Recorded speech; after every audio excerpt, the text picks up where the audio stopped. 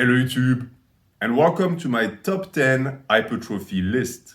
As you can tell, I have a pretty decent physique, I'm fairly big, so I think I have some good things to share with you guys. So I did a mix between movements that stood the test of time and the ones that I started doing recently, but that I wish I could go back in time and start doing earlier because they truly gave me a ton of gains. Now, of course, this is my own personal list. It's not going to mean that these lifts are the best for everyone, but I do think that for hypertrophy, they are top tier. In a sense, it's like my tier list that you can find in the description. They might actually give you a ton of results as well. In terms of the way the list is structured, it's quite simple. There are 10 lifts in there, and they're ranked in order of importance. So when I look at my physique today, I look at my gains, I think to myself, okay, which one created this? Which one, if I took it away from this list, would result in me looking worse? So in a sense, as Bob Omniman said himself, if I was stuck on an island with a gun to my head and I was told, okay, you can only do 10 movements, these are the 10 movements that I would do. At my number 10, I have French press. What a surprise that a Frenchman would have the French press in his list. I believe that it is a great movement for the long head of the tricep, a portion of the arm that I neglected for years and years. And it is the inclusion of the French press into my program that made me love training this body part. To me, most of my long head gains, which is underneath the arm, came from the French press. And I love to do them with a dumbbell. Now, the issue with the dumbbell is that you run the risk of developing tendonitis, which I've had. And when that happens, you're stuck. You can't progress anymore because you cannot spam the movement. And a movement that is not spammable will not get you much gains. But I have found ways around it. So for example, if you have a cable stack, the French press with the cable stack is S tier. It is the best way to do French press. You could also, if you wanted, just shift your torso angle so as to do the French press behind the head like this. With the shift, I find also that it makes it much more comfortable. It's a very simple barbaric movement, but if you have never tried it, I encourage you to do that. Now, for my number 9, I have Romanian deadlift. They were never a priority, and I regret it because I think it was a big mistake. I think that I really shortchanged my gains, especially in the arm strength department, by focusing so much on deadlifts. There is a reason why many people nowadays say that the deadlift is worthless for hypertrophy. I disagree with them, but I do agree that for bodybuilding, if you do 80% of your volume with deadlift and 20% with the Romanian deadlifts, you're not doing things properly if your goal is hypertrophy. But you still want to do your deadlifts because the problem that you will run into with the RDL is that once you stall, the portion that plateaus is the positive because the negative is never the limiting factor of the lift. So the easiest way to make sure that this never happens is also to do deadlifts on the side. At this point, I do both, and I find that this is the best way to progress on the pattern. Number 8 might be a surprise for some of you guys because, as you know, I was the no shoulder guy for a long time. Now I try to grow my shoulders, and the lift that I use for that is the overhead press. That is at number 8. I think that if you want bigger shoulders and you're not doing vertical pressing, you are shortchanging yourself. You really should be doing it. Lateral raises are a good addition, but they are not enough. So to me, they are vital, and this is why they made their way into that list, because any and every shoulder gains I've made in the past 3 to 4 months, I've made solely by spamming overhead press as much as possible. So this is my method, and this is why I think that you should do them as well.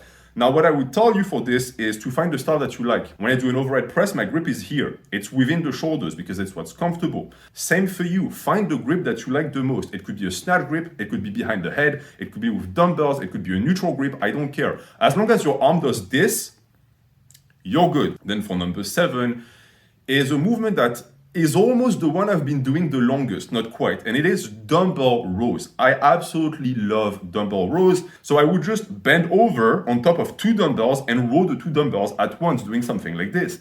And it grew my back. And not just my back, it also grew my posterior chain, because guess what? This is the only exercise I did for posterior chain, the only one. And when I started deadlifting, I think it was 2 years afterwards, so 2 years of doing rows like this, the first time I deadlifted, I picked up 275 for 5 with good form.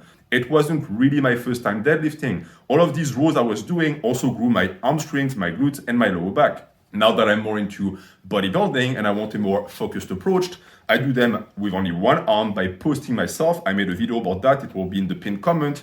If you know how to do your dumbbell rows properly, it is an amazing movement because you can feel every fiber of your upper back stretching. And this is one of these lifts where when I see people tell me that they don't like dumbbell rows, my answer is you're not doing dumbbell rows properly or you haven't found your style yet. There are so many ways to do them that at this point, I think that everyone can find their dumbbell row.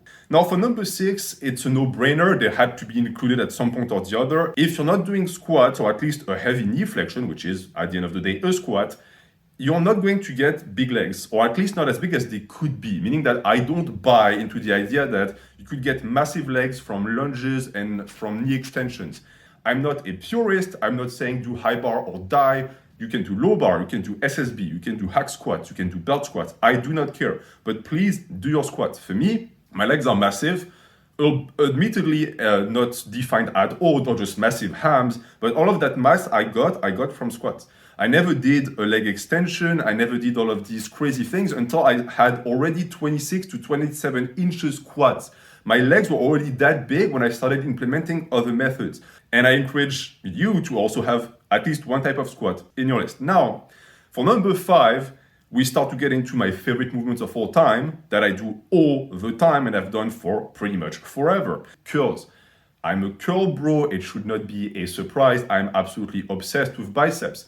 To this day, if you look at my physique, what stands out the most is my biceps, and that's for a reason. If it were to be that more and more people started treating curls as seriously, for example, as they treat their compounds, you would see more and more people with massive arms. Actually find your style of curl that you like, and you will find that it will give you tremendous results, as long as you do them properly, of course. Now for number 4 is a lift that shouldn't really be on the list because I only started doing them 3 years ago.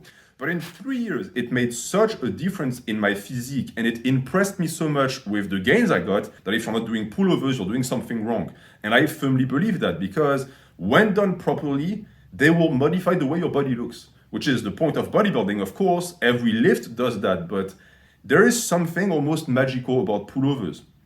It's ribcage expansion. Until you experience it, you don't understand it. So I recommend that everyone try them at least once. Program them in your routine. Do them heavy, do them with lightweight, do them with nucleus overload. If I could go back in time and force my younger self to do a lift, it would be pullovers. Because I firmly believe that if I started doing pullovers the first day I got dumbbells, my body would not look the way it looks now. My physique would be on another level. But that is not true for number 3, because number 3 is actually the first lift that I ever started doing, and that is sit-ups. I was obsessed with sit-ups like many young men. I wanted a six-pack. So every night, I remember, in my bedroom, I would put the radio on and I would put my feet underneath the thing, l'espèce de thing that held the radio. I can't speak properly tonight for some reason. And I would just spam them. And this is the reason why I still have a six-pack to this day. Again, it's an approach that is completely idiotic, but it worked. And to me, if you are not doing a form or another of isolation for your abs, you are showcasing another type of stupidity, but one that you will actually regret. Because ab isolation is free, guys. Please do it. Right? I've seen many of these lists from many people around the community, and I was saddened to not see more ab isolation. So I would like us to go back to a time where bodybuilders were actually obsessed with abs. The shredded bras don't have the monopoly on ab development. We can take that back as well.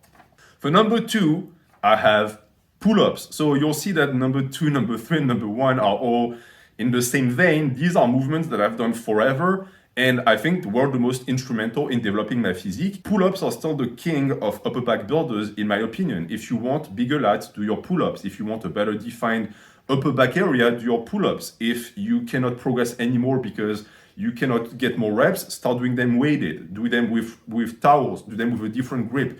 There are so many ways to do pull-ups that you will always find a method or another to squeeze more gains out of them.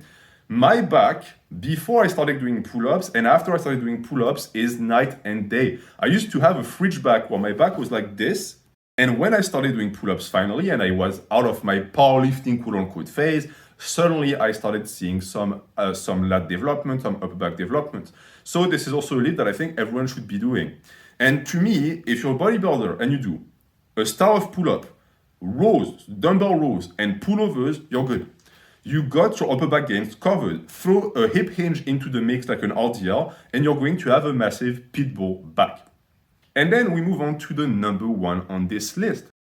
A lift that is not even really a lift, but to me, when I thought back and I questioned myself and I looked at my body and I was like, all right, look at what you look like. Which lift, if you took it away, would make all of this melt? And the answer was obvious to me. Push-ups. Push-ups made the single biggest difference in my physique. I did hundreds of them every single day with no rest day. And the big mistake and a regret that I have with push-ups is that I turned my back on them because at some point I discovered bench press and I was like, well, so long push-ups, I found the better variation. You suck now. And I was absolutely wrong. Push-ups are not just for novices. Push-ups are for everyone as long as you find variations that actually put the intensity up. Recently, I rediscovered ring push-ups on an elevation that are done for shoulder development and upper chest development, and I fell in love again because these challenge me like a motherfucker. They're really hard, and I feel them in my chest a ton.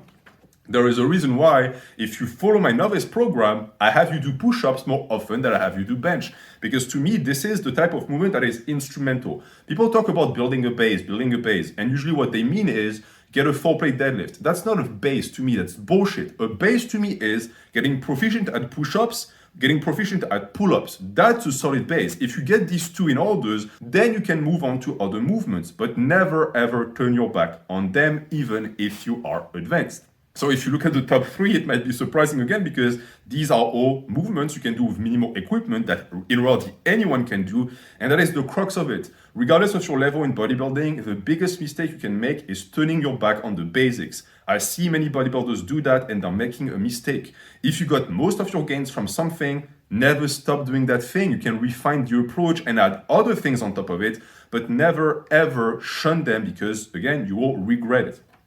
If you look at the movements, I would like you to also not focus necessarily on the variation I presented, but rather on the patterns. Every lift on this list is a classic bodybuilding pattern that, in my opinion, should be included in every single program. Because if you look at any of them, if you take them out, there's a body part that is being neglected. Take out the French press, no long head of the tricep development. Take out the overhead press, no shoulders. The squat, no legs. The curls, no biceps.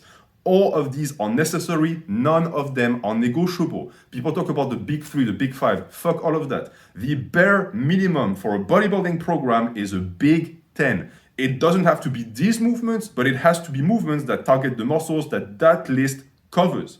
And that is going to conclude this video. Now, Boredom Liman told us to actually select other people, other lifters that we would like to hear from. I'm going to take things a little bit differently today. I would like to hear from my fellow Frenchmen, people that have great physiques like Erzo Viac. Erzo, I want to hear from you. I want to hear from Lucas Guif. Lucas, j'aimerais aussi t'entendre. Give me your list as well. I'm interested in the comments so I can make fun of some of you that neglect forearms or abs, for example. And that is going to be it. Have an excellent end of your night, and I'll see you very soon.